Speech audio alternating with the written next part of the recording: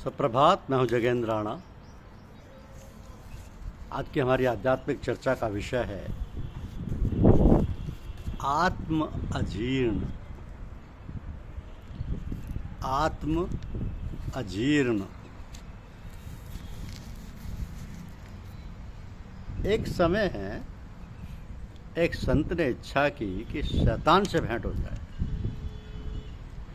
ताकि ये देखा जा सके और समझने की कोशिश की जा सके कि आखिर ये बहकाने का काम उन्हीं के सुपुर्द क्यों है।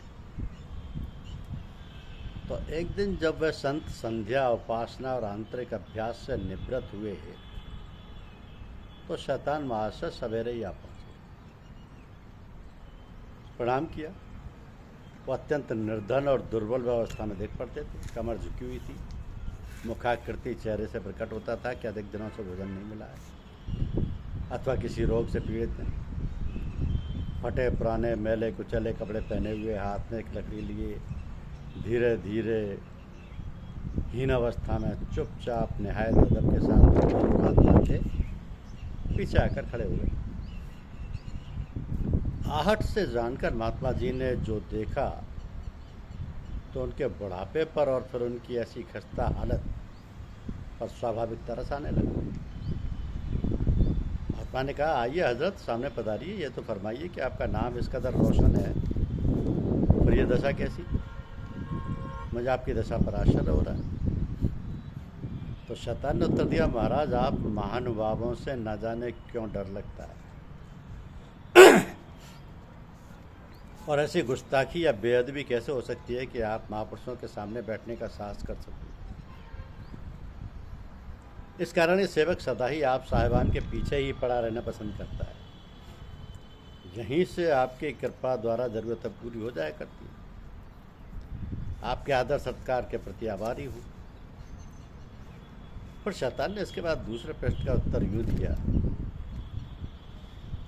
कि महाराज जी, क्या निवेदन करूं। एक जमाना था कि इसका सितारा अरूज पर था। बड़ा बल था, बड़ा जोर व असर था। चारों तरफ से शागिर्दों की भरमार होने लगी। धीरे धीरे इतने शागिर्द बढ़ गए कि कोई स्थान उनसे खाली ना रहा। आशा ये हुई कि अब इतने शागिर्दों का उत्साह व गुरु है, ये सब खूब योग्य है। बुढ़ापे में अपनी गुजर बहुत आनंद से होगी। लेकिन जो देखा ख्वाब था, जो सुना अफसाना था। समस्त शिष्यों या शागिर्दों ने तमाम संसार में अपना अड्डा जमा लिया है और उस बूढ़े गरीब को कोई नहीं पूछता। तो सेवक की ऐसी दशा का कारण यही है। आप सदृश्य महापुरुषों का सहारा छोड़कर अब कहाँ और कोई जरूरत पूरी हो सकती है। डरते डरते पीछे आड़ में आशा लगाई पड़ा रहता। महात्मा जी ने यह सुनकर जोर से गहका लगाया और सुमधुर शब्दों में फरमाया, खूब कहा, यथा नाम तथा गुण। जैसा ये सुना वैसा ही पाया कि भगवान के भक्त प्रेमियों के पीछे पड़े रहने का तरीका आप सरी के उस्ताद का ही काम हो सकता है। बाकी सारे स्थानों में आपके अगणित शिष्य काम कर रहे हैं, फिर भी आपकी इनक सारी अधीनता व आदाब की मैं प्रशंसा करता हूँ। कृपया करके आप ये उस्तादाना तरीका व अख्तियार करें, तरीका अख्तियार ना करें। कृपया करके आप ये उस्तादाना तरीका अख्तियार ना करें और चुपचाप पीछे खड़े रहने का कष्ट ना उठाएं। अच्छा, आप हैं तो अपनी जमात के उस्ताद ही। आप ये बतलाइए कि भगवान के भक्त प्रेमियों संतों पर किस प्रकार आप अपना प्रभाव डालते हैं और किस तरह उन पर भी हमला करके उन्हें पतन करने का साहस और प्रयत्न कराते हैं। शैतान ने कहा, महाराज, खैर हुआ सो हुआ। आपने तलब फरमाया, यह सेवक हाजिरी बदल आया। परंतु ये एक कृतज्ञता होगी जो आपकी सेवा में चंद भेद की बातें ना अर्ज की जाए। तो चंद बातें ये हैं कि जिनके प्रयोग से अपना असर ऐसे महापुरुषों के अंतःकरण में उनके अहंकारी मन के जरिए डाल दिया जाता है और वो सेवक पर दूर से तमाशा देखता है और उस पर कोई दोष नहीं लगा सकता। एक ढंग ये है कि जब भगवान के प्रेमी भक्त भोजन करते हैं तो तीन बातों पर पहले से ही ध्यान दिया जाता है। एक ये कि खाने का सामान कैसी कमाई का है और कैसा है। दूसरा ये कि भोजन बनाया या पकाया कैसे गया, बनाने वाले की नीयत और मानसिक भावना कैसी है। तीसरा ये कि भोजन खिलाने या परोसने वाले के विचार व नफ्स व कर्म कैसे हैं, क्योंकि इन दोनों की तवज्जो और नज़रें खाने पर पड़ा करती हैं। इसके अतिरिक्त चौथी बात यह है कि उस महात्मा का दिल खाते समय किस हाल में है। अगर वह मालिक की याद और उसके शुक्र व एहसान में भयभीत और शर्म में डूबा हुआ मालिक की दया और कृपा दृष्टि के कल यानी हुजूर व आगाही की अवस्था में खाना खाता है तो उसमें मेरा कोई बस नहीं चलता। हाँ, फिर भी अगर खाना ऊपर के ढंग का खाया जाता है तो मैं इस ताक में रहता हूँ कि किसी समय भोक्ता को मालिक की याद से बुला दूँ। यही मौका होता है जबकि चुपके से भोजन करने वाले के मन में ऐसी वृत्ति डालने की कोशिश की जाती है जो ऐसा काम करा दे जिससे आत्मिक शक्ति में कमजोरी आ जाए और साधक अपने असल काम में ढीला पड़ जाए। दूसरा, जब कोई साधक बिना ईश्वर की याद के सो जाता है तब उसी समय मैं नेक अवसर पाकर चुपचाप अपना असर डाल देता हूँ। जो नींद के क्रमाम में पककर मजबूत हो जाता है और जग जाने पर मन की दशा में वैसी ही वृत्ति या वासना जोर पकड़कर कोई ऐसा अनर्थ या बुरा काम करा देती है जिससे उसकी त्याग वृत्ति में कमजोरी आ जाती है, मालिक का काम ढीला पड़ने लगता है, मन बुद्धि में मलिनता पैदा होने लगती है। यदि साधक किसी महान पुरुष या सतगुरु का दामन नहीं पकड़ता और उसके फैज़ व बरकत से दूर रहता है तो धीरे धीरे गिरता जाता है और उसका पतन हो जाता है।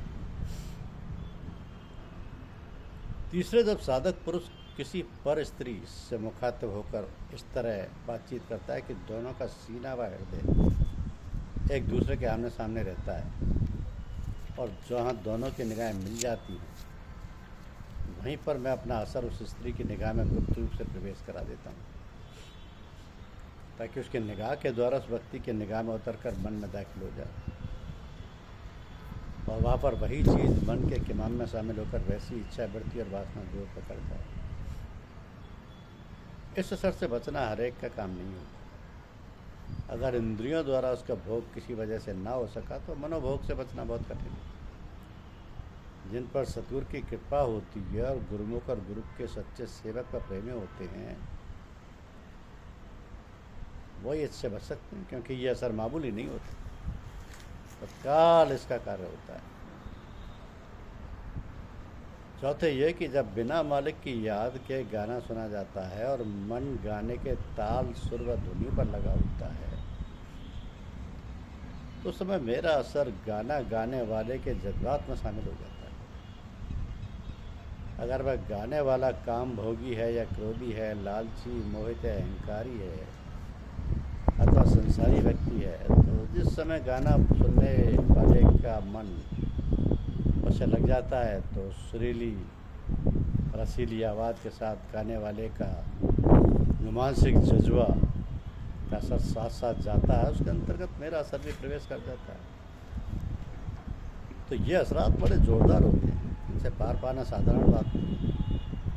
जो जज्बात अंतर पर पहुँच जाते हैं वो आखिर उभरते ही हैं और तदनुरूप कर्मों व विचार वासनाओं की प्रवृत्ति पैदा करते हैं। असल काम में विघ्न पड़ने लगता है।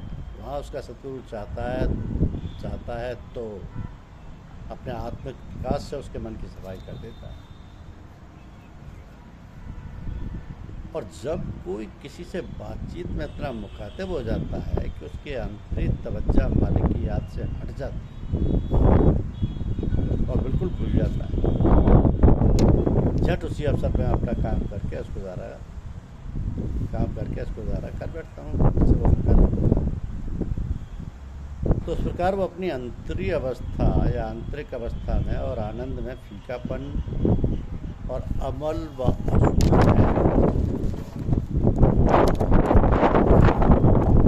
कमजोरी पाता एक प्रकार की अर्जी सी हो जाती है। इसको कहते हैं आत्म अजीर्ण यानी रूहानी कम। जब उसका आंतरिक अवस्था में और आनंद में फीकापन आएगा, अमल व असूल में कमजोरी होगी तो ये किसी भी आध्यात्मिक व्यक्ति के लिए अरुचि है, आत्म अजीर्ण है, रूहानी कब्ज है। अब शैतान ने कहा, महाराज ये चंद मुख्य बातें और अवसर होते हैं जहाँ पर इसका असर चल जाता है, चाहे कितना ही बड़ा अभ्यासी और कामिल यानी सिद्ध महापुरुष ही क्यों ना हो। इसके अतिरिक्त बहुत से तरीके और भी हैं जो छोटे अभ्यासियों और दूसरे संसारी बुद्धिमान सज्जनों के काम आते हैं। महात्मा जी शैतान की ये सब भेद की बातें सुनकर दंग रहे और खुद को टटोलने लगे कि स्वयं उस शैतान के ऐसे बयान के ढंग के अंतर्गत तो नहीं आ गए जो उनको बुलावे में डाल दे, परंतु वो महात्मा जी फना व बका की अवस्थाओं के ऊपर अपना स्थान रखते थे। अस्तु शैतान को उन पर अपना प्रभाव डालने का कोई साधन प्राप्त नहीं हुआ।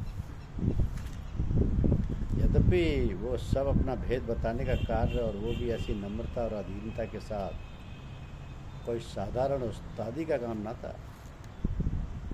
परंतु उन बातों से महात्मा जी पर उल्टा ईश्वर प्रेम का रंग और भी चढ़ता गया।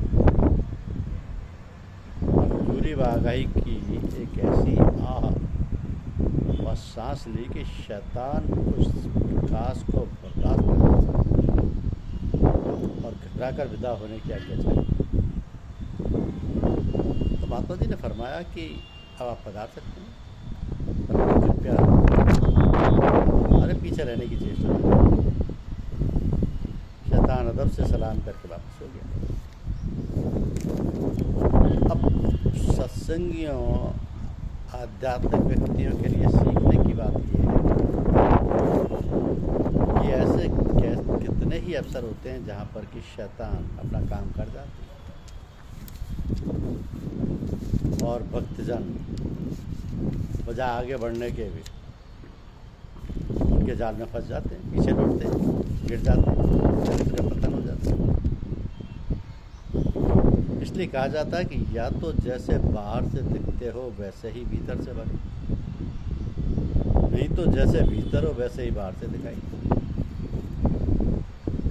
जब जब मन में अशांति हो तब तब ये समझना चाहिए कि मैं भगवान को भूल गया हूँ, और इसलिए उस समय अपने इष्ट भगवान का या अपने गुरुदेव का स्मरण करना चाहिए,